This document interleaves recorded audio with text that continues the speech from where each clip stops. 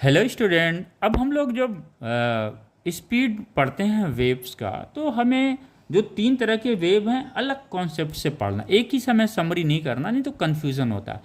Mechanical wave के speeds को हम अलग तरीके से दिमाग में फ्रेम करेंगे, इलेक्ट्रोमैग्नेटिक वेव्स के स्पीड्स को हम अलग तरीके से करेंगे। जनरली हम लोगों के जो सिलेबस में है नीट या जेईई में, उसमें मैकेनिकल वेव्स का स्पीड का बड़ा अच्छा रोल है, क्योंकि यहाँ पे हमें साउंड भी मिलता है, हमें वहाँ पे स्ट्रिंग में भी स्प्रिंग मिलता है, तो वो चीज़ें हैं। तो हम लोग इलेक्ट्रोमैग्नेटिक वेव पे कंसंट्रेट करते हैं।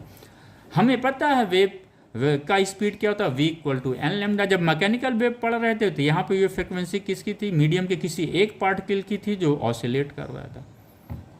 लेकिन जब हम इलेक्ट्रोमैग्नेटिक वेव पढ़ते हैं तो ये ऑसिलेशंस किसका हो रहा है, सिंपल हार्मोनिक मोशंस कौन कर रहा है, इलेक्ट्रिक फील्ड कर रहा है और मैग्नेटिक फील्ड कर रहा है। यानी हम कह सकते हैं ये जो फ्रिक्वेंसी होगी वो ऑसिलेटिंग इलेक्ट्रिक फील्ड की होगी, या दोनों बराबर होते हैं, या हम ऑसिलेटिंग मैग्नेटिक फील्ड का लेंगे, दोनों इक्वल होते हैं फ्रीक्वेंसी। तो यहाँ से आ गया।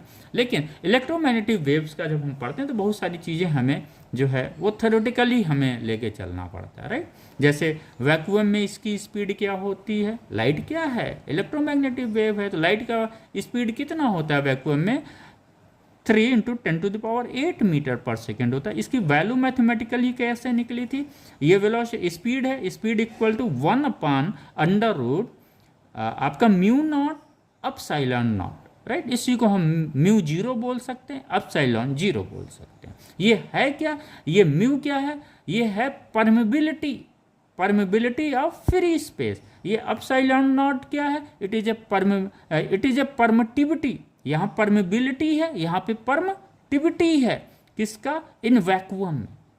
क्लियर हो गया। इससे हम वैल्यू रखते हैं तो हमें ये वैल्यू मिलता है, राइट।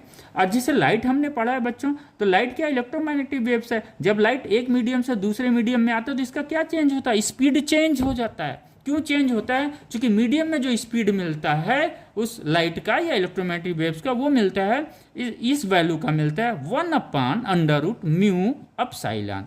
अब यहाँ पे म्यू और अपसाइलॉन क्या, एब्सोल्यूट है, एब्सोल्यूट परमेबिलिटी है, और ये क्या है, एब्सोल्यूट परमिटिविटी है। ओके।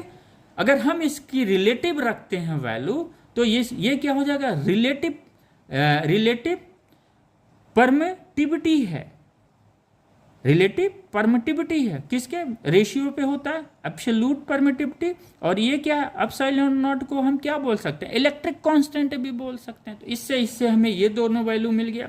ये वैल्यू अगर हम रखेंगे तो फिर हमें ये वैल्यू मिलता है, राइट।